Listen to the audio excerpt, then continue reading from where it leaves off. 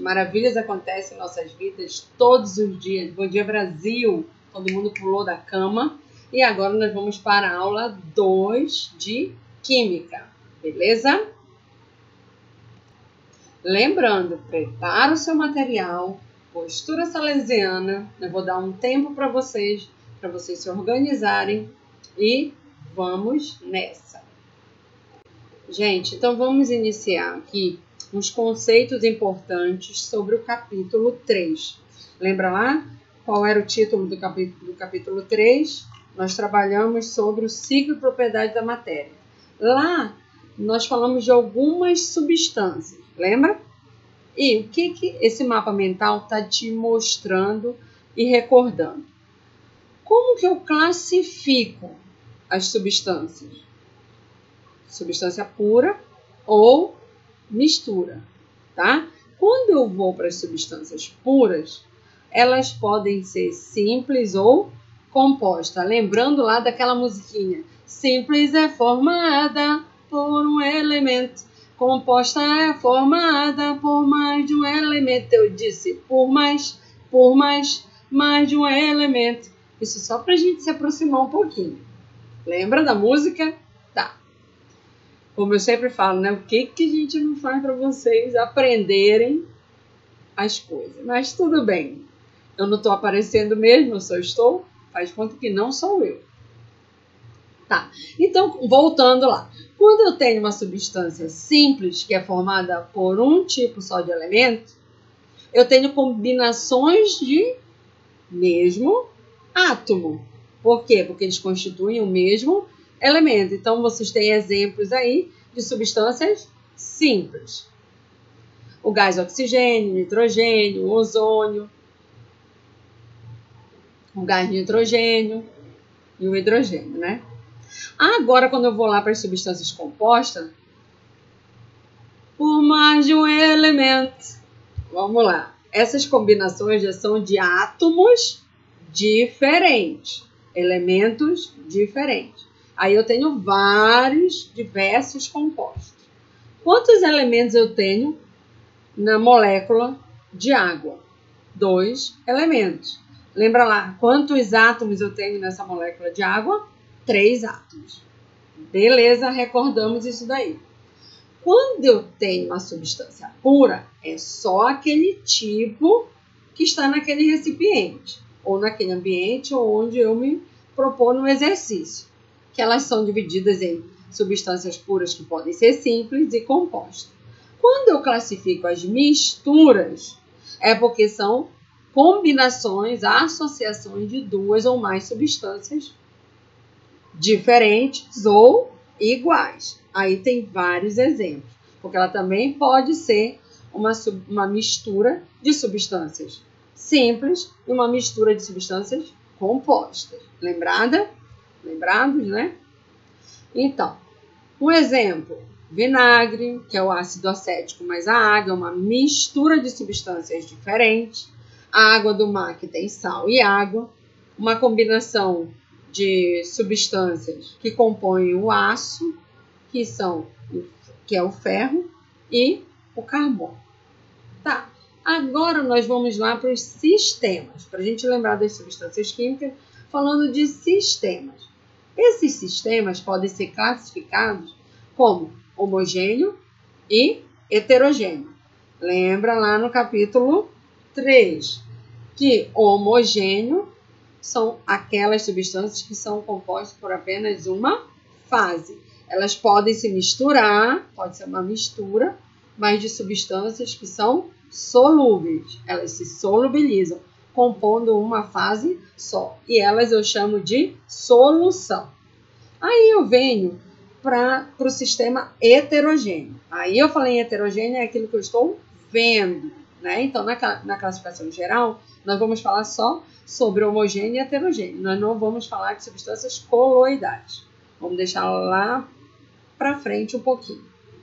Então, os heterogêneos apresentam mais de uma fase, que podem ser de substâncias puras, tá?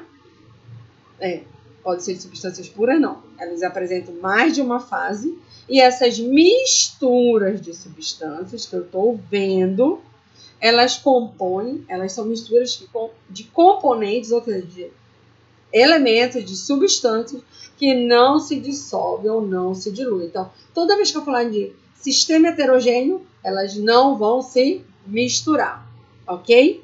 Porém, ela pode ser de uma única substância em estados físicos diferentes. Igual quando eu coloco o exemplo aí, água com gelo. É água no estado sólido e o gelo no estado...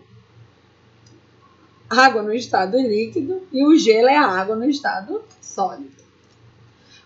As misturas de componentes que não se dissolvem ou não se diluem, elas são exemplos clássicos. Aquele de, quando eu digo assim, como água e óleo não se misturam. Água e areia, você pode misturar uma vida inteira. Parou através da densidade, que é uma propriedade específica da matéria, que nós já estudamos também nesse capítulo. Você vai separar a água da areia, tá?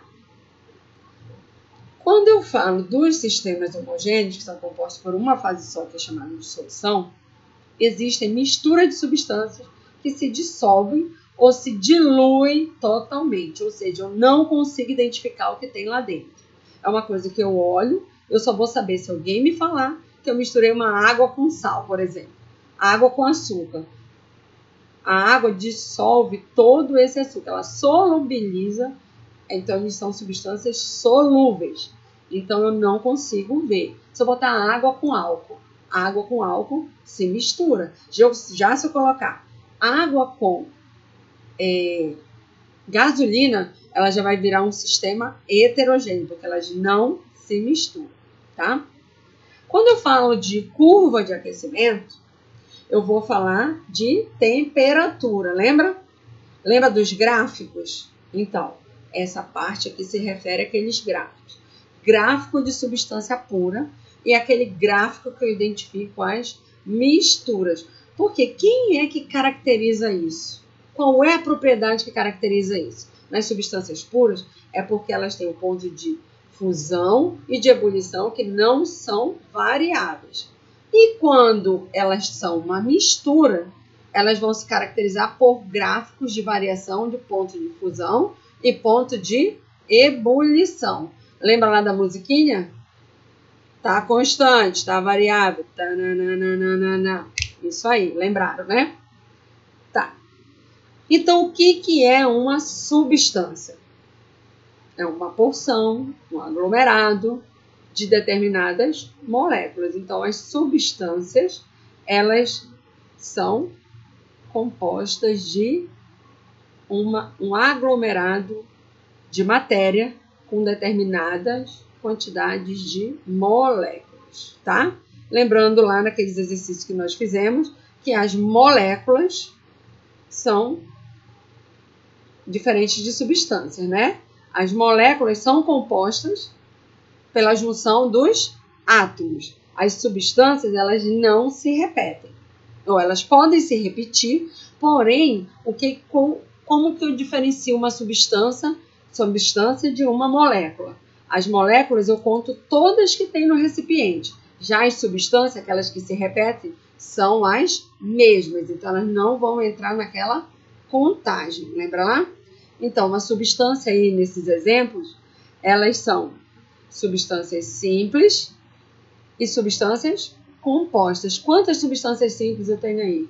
Apenas uma, porque é formada por um só elemento. E a composta, mais de um elemento. Antes de nós entrarmos propriamente nos modelos atômicos, eu vou fazer uma pergunta para você. Do que você acha que a matéria é constituída? Ah, acertou. Quem falou que ela é constituída, que ela é formada por átomos, que são partículas formadoras dos materiais existentes no nosso planeta, certo? Um conjunto desses átomos com o mesmo número de prótons é apresentado na forma do elemento químico, aqueles que tem na tabela periódica. como o oxigênio, o hidrogênio, o ferro. Agora, perceba aí na página 67 do seu livro e acompanha comigo a explicação dessa figura aí, ó. Um conjunto de átomos, eu formo o quê? A molécula, certo? E um conjunto de moléculas, eu formo o quê?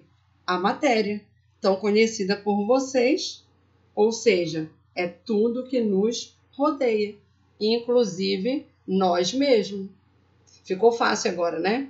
Então agora as coisas começam a se encaixar. Vamos lembrar lá do primeiro capítulo, quando nós dividimos as áreas das ciências. Lembrando que a química estuda o quê? A matéria e suas transformações. E você já sabe também que a matéria é tudo aquilo que tem massa e ocupa lugar no espaço.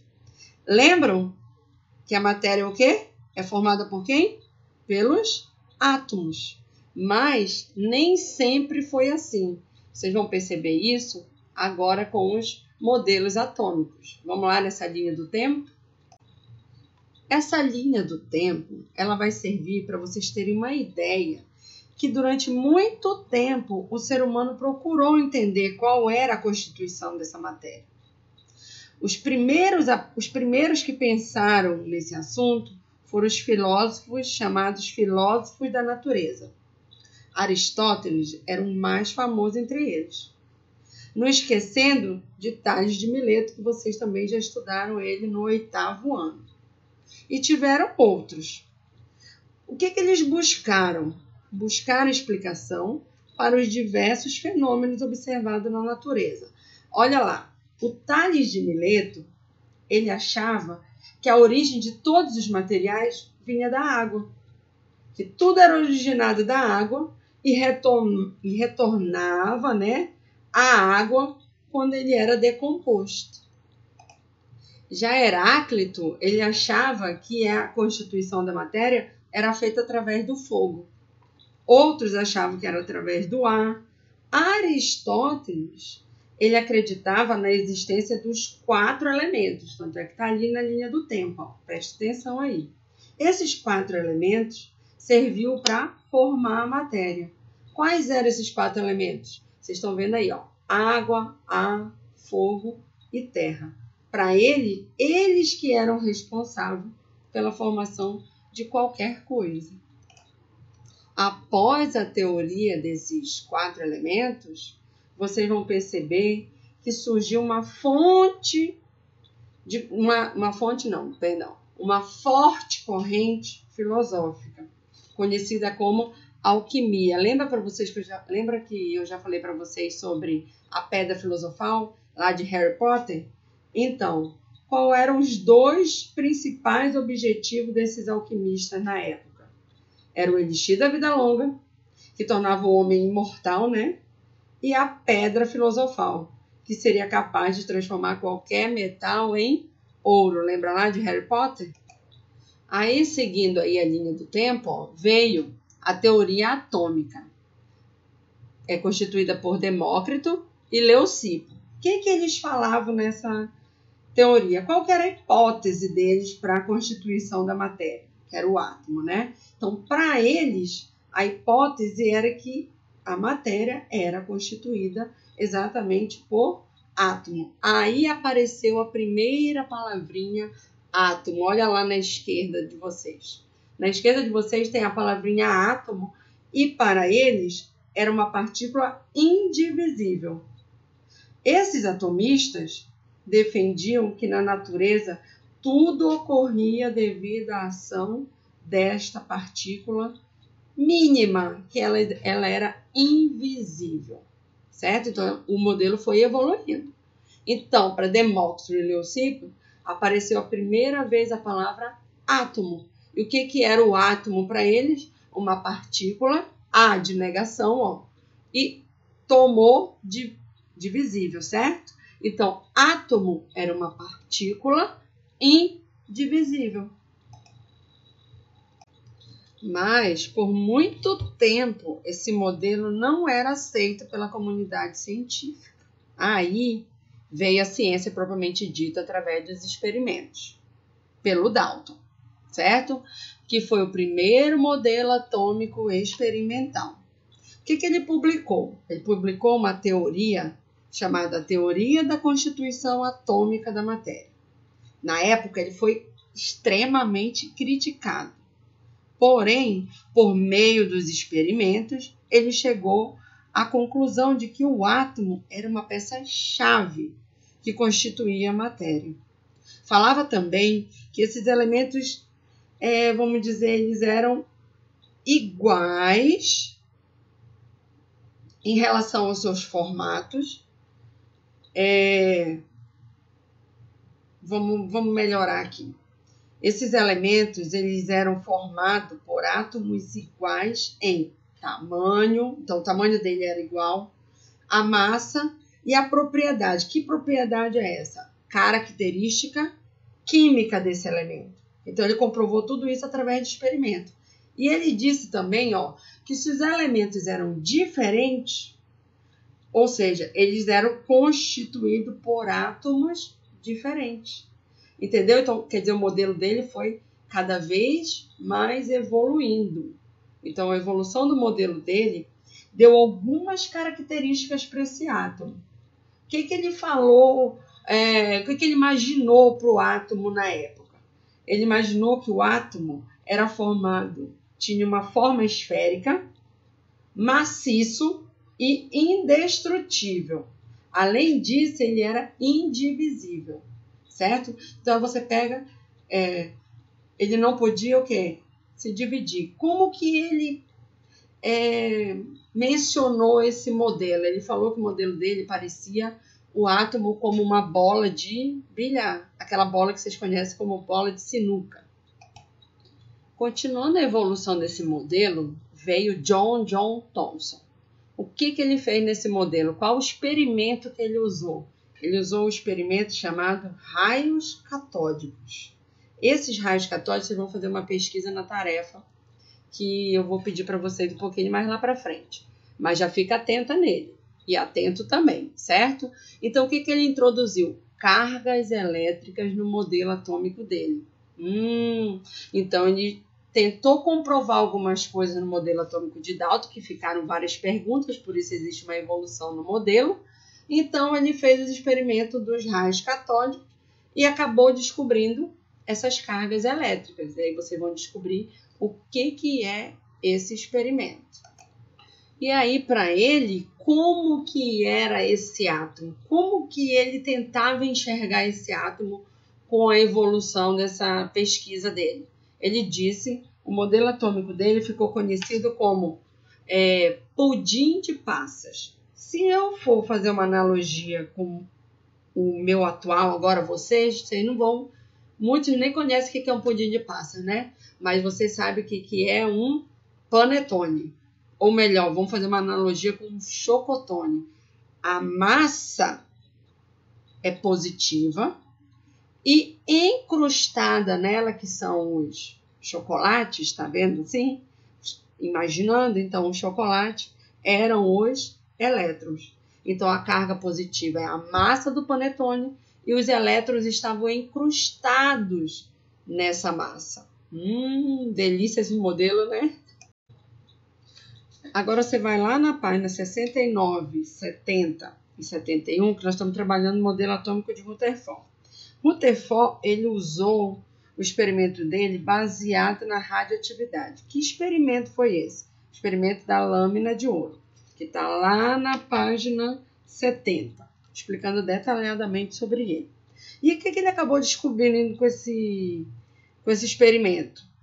Que o modelo atômico de Thomson tinha erro, tinha falhas. Ele foi para ajudar Thomson a melhorar o modelo, porém ele comprovar algumas coisas do modelo de Thomson, ele acabou descobrindo uma falha. E o que ele descobriu com essa falha? Que o átomo tinha espaços vazios quando ele emitiu essa partícula alfa nessa lâmina de ouro. Que ocorreu o quê? Alguns desvios e assim você vai acompanhando aqui na página 70. Então, uma descoberta incrível para a época, que o átomo tinha espaços vazios. E ele descobriu também que ele tinha um núcleo e uma eletrosfera, igual você está vendo aí na imagem embaixo do rosto dele. Ó. O núcleo é a parte pequena que está lá no centro do átomo, e a eletrosfera são os elétrons girando em torno desse átomo.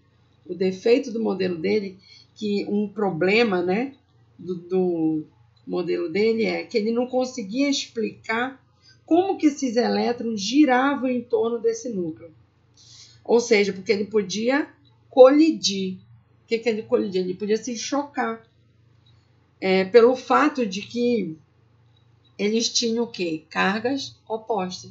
Núcleo era uma carga positiva e os elétrons uma carga negativa.